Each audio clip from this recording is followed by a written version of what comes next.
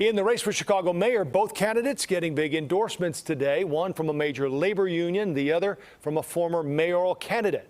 CBS 2's Suzanne Lemonnier joins us from City Hall.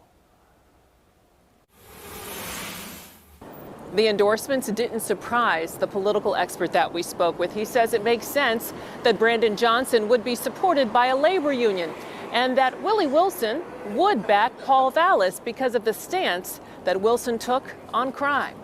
Crime is high. Somebody need to fight that. Former mayoral candidate Willie Wilson says he came to the conclusion to endorse Paul Vallas for mayor after social media feedback, town hall meetings, and conversations with faith-based leaders. People want to make this as a black and white issue. I'm not for that. I'm for bringing people together, and I think Paul is for bringing people together also.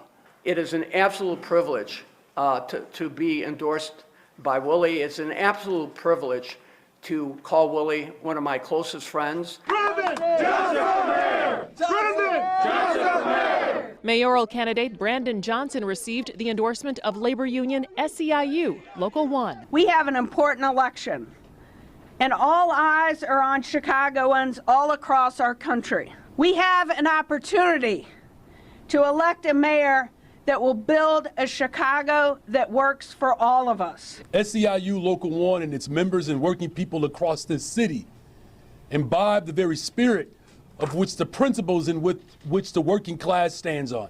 We asked North Central College political science professor Stephen Maynard Caliendo to weigh in on what the endorsements mean for both candidates. Brandon Johnson's really going to count on these union endorsements, and so this is an important one in the city. And certainly for Willie Wilson, who is a candidate in the first round, all of those folks who ran in the first round who got votes, their endorsements are going to matter a lot. Maynard Caliendo also says those who supported Wilson wanted to see more police on the streets, and that's something that Vallas wants to see too. Both candidates are taking part in a debate right now, what's expected to be the first of many. At City Hall, Suzanne Lemonnier, CBS 2 News.